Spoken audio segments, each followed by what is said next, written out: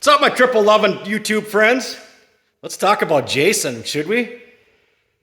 Trenton has been working long days the last couple days, particularly working on the skid, and he's trying to finish up the polishing. So let's talk about what he's gotten done. Right now, Trenton's been doing a lot of work on Jason. I have done like this much, a little bit here and there. My primary thing is going to be coming up very soon is I am going to be pulling a motor off the shelf. We'll even walk in the engine room here and we'll pick out an engine. And I want to pull that engine apart and see what we got to work with. It was actually the engine that was running in wet basement before I built the trail mod motor for it. So, but yeah, let's talk about what he's gotten done. He's got the skid all back together. Looks absolutely incredible. Yeah, so stoked to get this thing into the sled. This is kind of the start. This is the biggest thing that's been put together on this project so far, other than him working on the polishing, but this is the very first thing to actually be reassembled for Project Jason 6.5. It looks just beautiful. I cannot wait. I did all the drilling in the rails, and then I chamfered them after we had it powder coated. A lot of people have asked, how much weight does it save? I don't know. I didn't really do it for weight savings. I did it for the look. I really like the look of the drilling with the chamfering. After you powder coat, you go back and chamfer your hole after you have your parts powder coat. I do it to a lot of our bumpers. This is the first set of slide rails I did it to. I just really like the look. It probably saves a couple ounces. I don't know. It isn't much. He picked up a very, very clean set of factory aluminum skis, particularly ran on the 96 RMKs. We wanted to run a set of aluminum skis on this sled, and he picked up this set, really cheap, very reasonable on the shipping, everything. I've bought parts for this guy before. I don't know if he wants his name thrown out there, so I'm not going to right now. If I find out he does, I'll definitely give him a shout out. He caters to a few people on selling parts, and fortunately, we are one of them, and he gave Trenton a screaming deal on these skis. So yeah, super stoked. I'm gonna do some extra bracing on them. They had some fail points, so I'm gonna fix those issues before we bring them in, and we're getting them ceramichromed. So they'll look like a nice set of polished aluminum skis when we're done. So yeah, I'm gonna add the extra bracing on them and add some extra welds here and there where they were kind of known to fail. And so I'll address those issues and get them in. Trenton picked up a couple NOS clutches the other day. Yeah, they have the ring gear on them. We'll just pull the ring gear off, but we're gonna use one on Jason, and I think I'm gonna put the other one on Bastard. I've been in need of a clutch for that sled for like 2 years now, and I think the other clutch is going on Bastard. So yeah, super good score on a couple NOS clutches. You don't see them, they're hard to find now, and to get 2 of them. Same thing, another guy at Trenton's bought some parts from. And, you know, the guy doesn't really advertise at all. We just kind of we're connected with the guy, and found out he had these 2 clutches, and he had some other stuff Trenton went and got from him too. But super good guy to deal with. And yeah, it's awesome. That's kind of a connection of Trenton's. And yeah, he hooked us up with those yesterday. There's the Boss. I'm going to do another video on the Boss, though. We won't talk about the Boss in this video, but the Boss is sweet. Used it last week. And so yeah, he's been working on his polishing again. I swear he watches another video and decides, oh, here's me back here. He watches another video and decides, oh, I can do better, because if I do it this way, it'll be better. And so, yeah, so then he goes and polishes it some more. He said he's close. I think now he's just going for absolute perfection. The weird thing is, like in here, you get that mirroring of the dimples that are on the bottom. You get that mirroring inside when it's under the lights, but when it's outside, the shadow or the mirroring that it puts up on there, it makes the side of the tunnel look dull. It's weird. Like we thought we had something going on, and then we finally figured out it was actually the reflection of the dimples going up onto the side of the tunnel, and it gives it like a dull effect. So it kind of weird when it's out in the sun, but when it's in here, you can actually see the individual dimples into the side of the tunnel that are reflecting up from the running board. So yeah, so it's kind of caught us off guard one day. We're like, what the hell's going on? Why does it look so dull when it's in the sun? And then we finally figure out it's the dimples reflecting. I think we got to wander upstairs. I got a bunch of parts sitting up there staged for Jason, and one of them is the seat. I have not had that in a video yet. Anybody that's seen us out at Princeton, stopped by and seen Jason kind of semi-mocked up sitting on the table, got to see the seat right basically after we seen it. We just got it back the night before the swap from Nathan. So everybody that's seen it at Princeton, seen it about the same time we got to see it. And I mean, I love it. Absolutely love it. Nathan did a killer job on it. Looks awesome. It's really going to set Jason off. One more custom detail on it. Trent went and got himself a little bit of a small little press for doing all the wheels on the skids. He said he wished he had that last year, because last year I believe he did 6 or 7 complete skids last winter. So yeah, he's loving that little press for pressing the bearings in and out of the wheels. Super cheap, Harbor Freight, like 150 bucks. He said it's a lifesaver versus pounding the bearing in and out with a socket and a hammer. Let's wander upstairs. Let's take a walk up the stairs. Project Vintage Camper's coming along too. I've just been bouncing all over the place. One of these days I gotta settle down on one project. Let's head up to, this is where we stage a lot of our parts when we're doing our projects. It's kind of our clean room and cat safe zone room. So we keep a lot of our parts up here.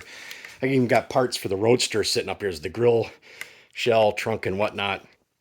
But here's the seat.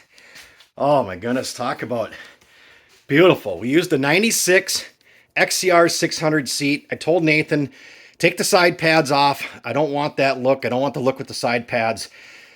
I said, do the seat like it would normally look in 95. He did all that stitching in it. He put the decals on for us, the heat transfer decals. Did a tank cover also. And there's a handlebar pad sitting right there. So that seat's going to look absolutely incredible on Jason once we get further down the road. Can't wait to be able to set the seat on there. We had it on there out at Princeton, and it looked absolutely killer on there. But here's all the totes of all the different powder coating of the parts. Other parts we bought in. I got all my rod ends in from McMaster Car. If you guys are looking for rod ends, McMaster Car has them. That's where I get all my rod ends. I think they're a great price on them. Anywhere from $8 to $15, depending on the rod end. But $8 to $15 on the rod ends. Plenty strong. All industrial application rod ends. Got this rivet set tool for the hollow rivets that we're going to be putting the tunnel back together with. I actually have, maybe that's downstairs, the box of all the rivets. I got 50 of those the other day. But yeah, the rest more powder coating. Got another brand new low black windshield for Jason. We had a really clean one here, but then I came across a deal to be able to buy a brand new one, so I bought a brand new one for it. And then Rick Chapman donated this. He brought it out to Heydays and gave it to us at Heydays, but an NOS wedge belly pan donated from Rick Chapman. Super great guy. God, we could have stood there for hours chatting with him. Super nice guy. So yeah, he donated this, generously donated this NOS wedge belly pan for Jason. I mean, there's even a price tag up here. It looks like it says $250 was the price tag on it. So thank you very much, Rick. Kind of donations like that really help us. Really appreciate the belly pan, and that's awesome to have an NOS brand new pan to put on there. That's great. There's all the turbo stuff. We'll be getting back to that. Let's head back downstairs. I don't know why I'm so out of breath from going up one flight of stairs, but I am. I'll catch my breath here in a minute, but got some more parts down here to show you, and we'll seal this video. And oh, Trenton got an NOS piston. Came up with an NOS piston here recently, and a bunch of relays for the RXLs, a bunch of rings, packages of rings, gaskets, all kinds, a whole box of goodies of NOS stuff. Somebody recently on some of the Facebook groups put up some stuff for sale. Trenton jumped on it right away. I'll buy it. I'll take every bit of it. So yeah, the guy put in a nice little box for him, sent it to us. Really appreciate that. Not trying to collect all the NOS stuff out there. It's just some of the stuff is nice. Like the rings are so hard to get now. And when you find standard bore 650 rings, I'm on them. I mean, I jump on them immediately if I find NOS standard bore rings. because I've had a lot of good luck with the 650 cylinders as far as the bore staying good. I rarely bore. Honestly, I don't think I've ever bored out a 650 cylinder yet. I haven't had to. Been lucky so far. So I think that's all I have right now. Trenton's got some more stuff staged over here. He's going to start working on now is the coolers. He's going to start cleaning them up, polishing. He's going to polish. This is the sway bar tube for the sway bar. It's got the adjustable link sway bar on it, so he's starting to sand and polish that out. He's going to sand and polish the tops of the coolers because you'll actually see them through the dimple dies. So he's going to sand and polish them. Chain case is all blasted and ready to go. Oh, here's those rivets. Found these at Leaders. I believe they're out of Michigan. So they said you need 50 to do a tunnel, so I buy 50, and there's one in each package. So there's 50 packages inside this bag. Man, you think they could do their packaging a little smarter there, you know, or through Polaris or whoever. Leaders, looks like Leaders tag is on every one. You think they'd put 10 or 20 in a bag or something instead of one per package. Kind of wasteful, I think. Just my opinion, but what does my opinion matter? So that's what I got. Like I said, I'll do another video on the Boss. I just sold my Artie Cat that I was talking about in a couple of videos ago, or maybe it was the last video. I talked about my Artie Cat that had 700 and some miles on it. We used the Boss last weekend. I love it.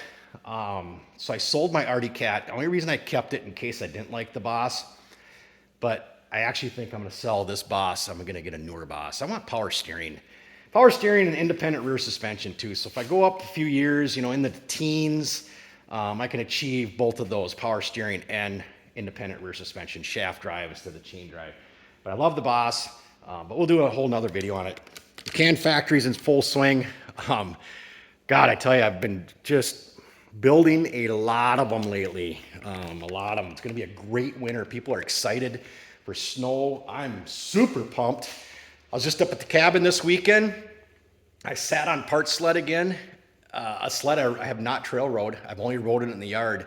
And I sat on it just dreaming.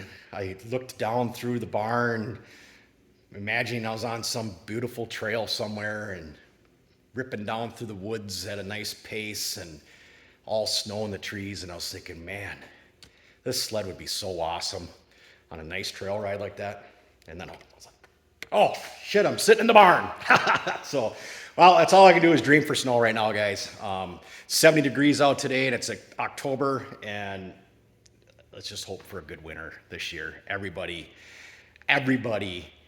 in the United States got robbed on a winter last year. So let's hope for the best for this winter. See you in the next video. We'll make more progress. Oh, hey, the engine. We're going to pick out an engine. In fact, I already know the engine I'm going to use. I'm going to use Wet Basement's original engine. So let's go in the tool room, or the engine room, I call it. And yeah, so here is, it's even marked right on the cylinder head, Wet Basement. I pulled that. That was a great, strong running engine when I pulled that out of Wet Basement. So I'll pull that engine down and see what we have inside. And hopefully we have good bones to go with. Hopefully. So that'll be in the next video. We'll pull the engine out and get that thing tore down and do some big finger crosses. Hope we got good cylinders. Hopefully we got good pistons that we can put those new rings on that Trenton just got. And let's hope on a crank. That engine, supposedly when I bought that sled, this was almost 10 years ago when I bought that sled. That engine supposedly was 100% rebuilt with under 1,000 miles on it when I bought that sled. And I put that engine into Wet Basement then, built that sled with that. It was a 91 650, and I used everything from that sled to put into Wet Basement. And that engine was supposed to be under 1,000 miles. And I figured over the years I put on about 1,000 miles on Wet Basement, so that crank's got about 2,000 maybe on it. Let's hope for good bearings, and hopefully I don't have to do a crank. And let's just hope it's a good hone, and we'll use the pistons and we'll put new rings on. Hopefully that's the route we can go with. I'm hoping to build the engine on a tight budget because I have worries when you're putting boost to an engine that you're learning how to tune of what the consequences are if you didn't put the right tune in. So I think y'all know what I'm talking about. So see you in the next video.